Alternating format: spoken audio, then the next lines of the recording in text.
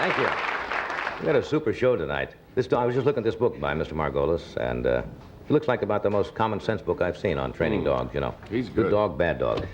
Rich Little is here tonight, and also Helen Reddy and Dr. Carl Sagan, the astronomer from Cornell University, is here tonight. It should be a fascinating night. Rich Little is probably the finest impressionist working today. He opens at the Palmer House on December the 4th, and he's with us tonight. Would you welcome Mr. Rich Little?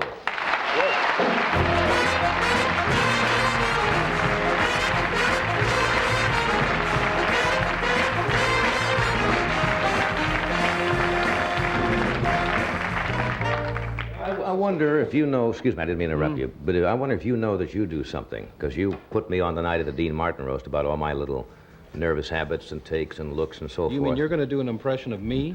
I'm going to tell you what you do, whether you don't know it. Freddie was talking with you because you're going to guest host this show one night later next month. And he says you stopped him in the hall today talking about guests. You know, just as Rich Little. And saying, you know, maybe I could get Jimmy Stewart because he'd make a fine. And you went right into everybody you talked about. Then you mentioned Jack Benny. You're just talking to Freddie in the hall, saying maybe we can get Jack Benny. Because, you know, Jack would be a good guest. And you fell right into the people. I do that without thinking about it. You see? Yeah. That could be a strange multiple personality thing with you, couldn't it? Yeah. If you mention anybody else. See what happens? Hey, this is the first time I've ever followed a dog act. Sit. Stay. I've been on before Camel. I'm here, yes. But that was the Ed Sullivan show. I understand you're going to do a reading tonight. You usually don't do readings, do you? Or poetry, I understand? Well, no, I didn't write this like Victor Buono does, but every year I've done a version of it was The Night Before Christmas. This one's called The Night Before Watergate. How fortuitous. And it was written by a guy named Bob Hanley, a very clever actor-writer. And it's, of course, Richard Nixon telling the story. It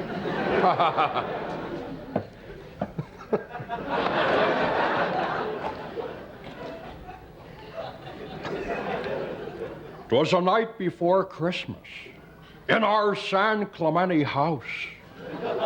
Not a creature was stirring, not even a mouse.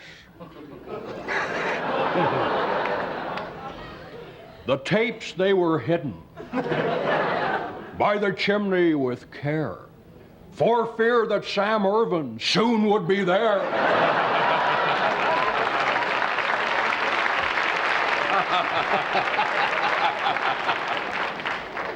Testing, 1, 2, 3. My lawyers were nestled, all snug in their beds, while visions of Sam Quinton danced in their head. Me in my nightgown and patterned chiffon had just finished turning the tape recorder on. When out on the lawn there arose such a clatter, I sprang from my throne to see what was the matter.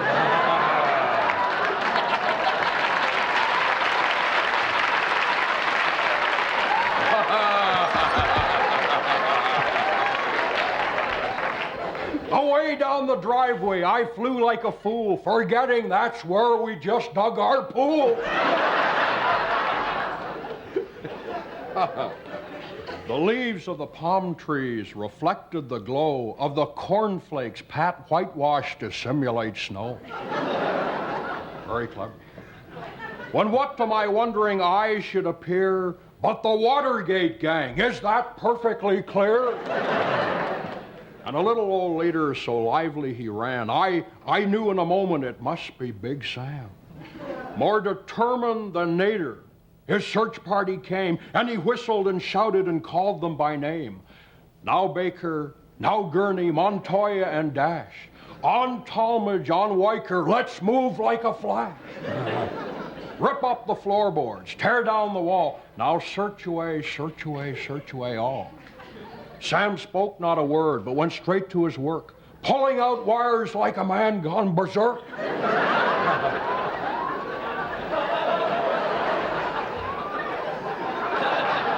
Then laying a finger aside of his nose, a gesture I thought was a juvenile pose.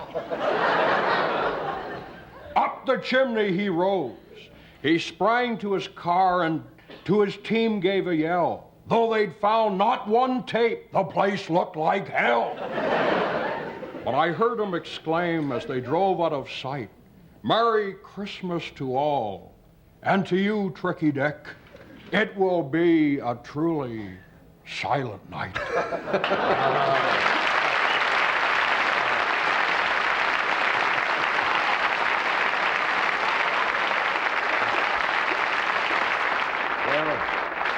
I like it, but I fail to see the humor. Yes.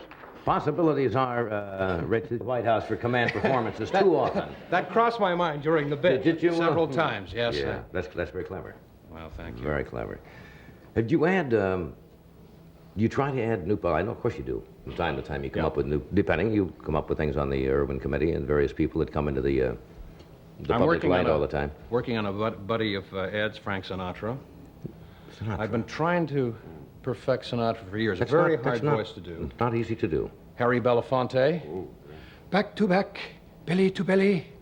Don't touch the dial, just look at my belly. Or something.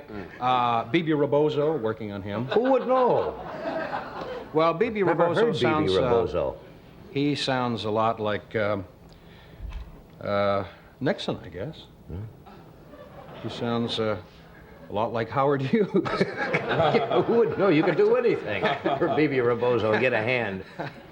I do some walks of people. Yeah, you One of the ones I love to do, I never get a chance to do, is Walter Matthau. You know Walter? I Just gotta walks. stand up to do Walter Matthau walking.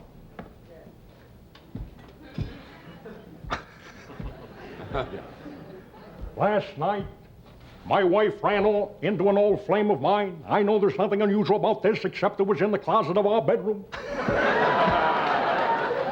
Alan Ladd. Alan Ladd running. Alan Ladd running? Jack Webb.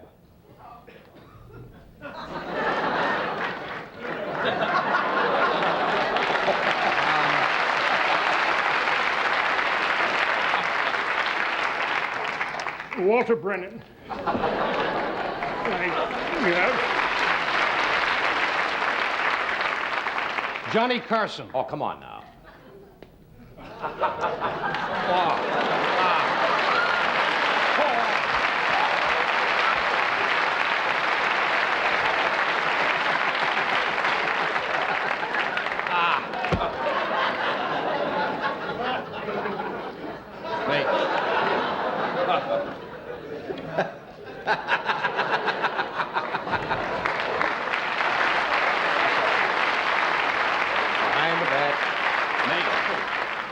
May old Gibbons come over to your house tomorrow and eat your window box. All the time.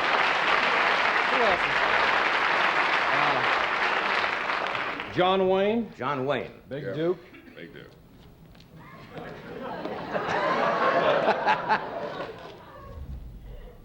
Yo.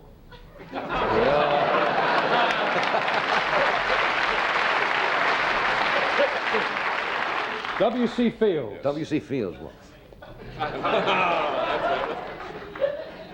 Women are like elephants to me. I like to look at them, but I wouldn't want to own one.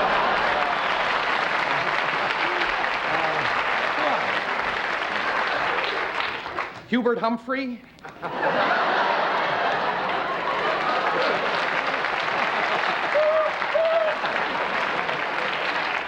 My fellow Americans, I'm just as punched as pleased to be here tonight. I was saying to my wife Muriel just the other day, I said Muriel, and she said, that's right.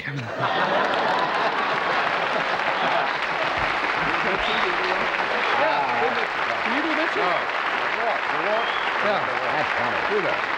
What? Robert Mitchum. You do Well, every- Robert Mitchum's a little like John Wayne, except that, Yeah, the walking. Mitchum's walk. except that Robert you gotta Mitchum stick the gut out. Robert Mitchum's got us. Robert Mitchum is.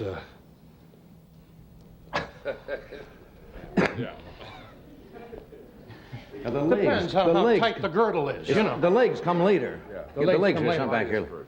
Yeah, that's funny. You know, you forget that everybody outside the voice have all of those physical characteristics, body movement.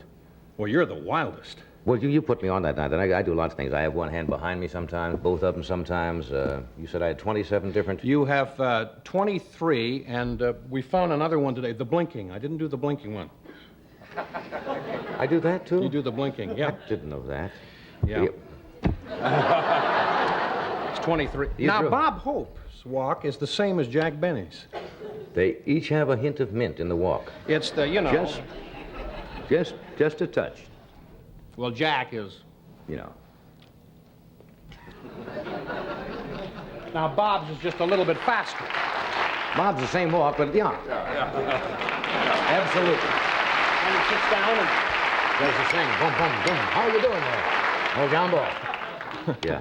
Ed Wynn once said many years ago, and I suppose if you analyze it far enough, that all comedians, physical comedians, have a certain, at times, effeminate mannerisms or characteristics because it works comedically, whether it is a walk or a gesture or so forth, and it's true if you analyze it far enough. Even W.C. Field's little walk is a very gingerly type of walk. It's almost effete in many ways, but it works for comedy sometimes if you explore it. Practically Is that what you do? What? Yes, that's what I walk, very gingerly. Well, John Wayne, you know. Imagine having a walk like that and his real name is Marion Morrison. Yeah. But who's going to argue? Oh, sir, nobody's going to argue with that, Pilgrim. Let me take a break here. We'll come right back after a word, brief word, then we shall return.